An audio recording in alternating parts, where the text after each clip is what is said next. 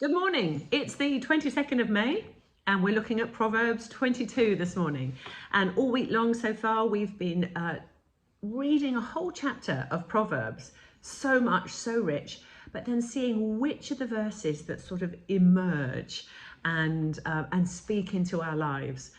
And this particular chapter has got a couple of verses on the topic of one of my favourite subjects, which is the raising of children. Some of you will know that I am a mum. I have 5 children. I'm a foster carer and I help new parents to learn how to raise their children and to keep them safe.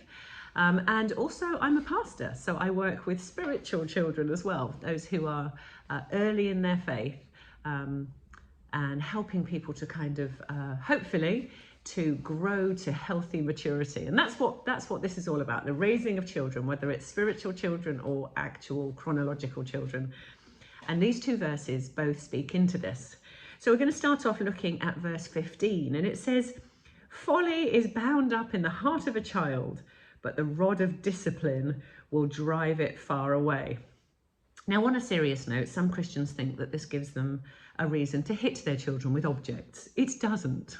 Okay, that's against the law, so we don't do it.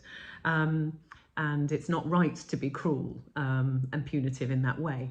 But it does talk about this kind of guiding of children, whether that's spiritual children or actual children, to become disciplined, to understand that the opposite of being foolish is to actually be disciplined. And if we fail to do that, then we are failing our children. So do we, I wonder, sometimes just let it be because we're a little bit tired, or we feel like we've said it 16 times before already and it's only 7 o'clock in the morning? Or do we just think, oh, they'll work it out on their own? Because actually the loving parent doesn't fail to discipline.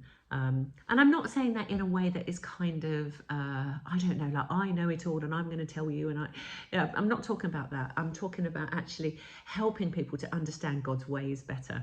And that feeds in actually to verse 6, which says, "Start children off on the way that they should go, and even when they're old, they won't turn from it." And I'm sure if you're a parent of a child, or if you've helped to disciple a new Christian, it can be a bit frustrating because the truth of your wisdom, which isn't yours, that you received it from Jesus, isn't being taken on, right? They are not doing what it is that they need to do in order to be successful. And so you can be tempted to be that nagging wife that we talked about yesterday, but no, don't do it. Don't do it.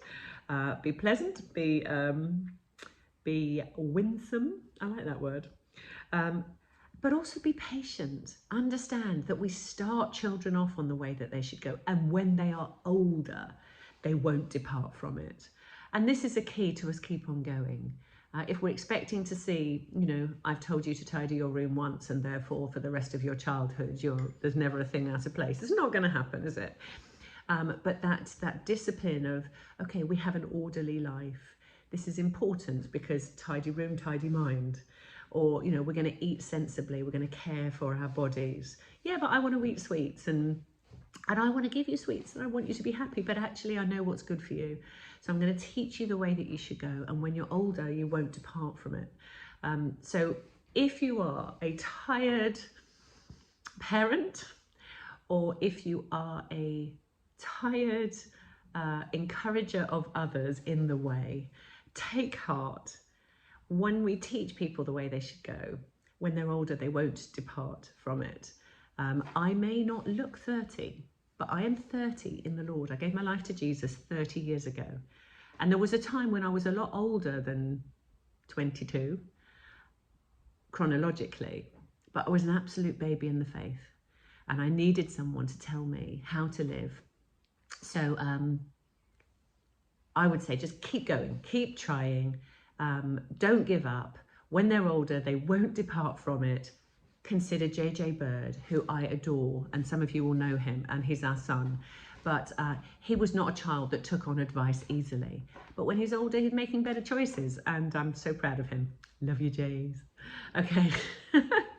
I'm now rambling. So have a fantastic day. Mwah, mwah, mwah. See you tomorrow.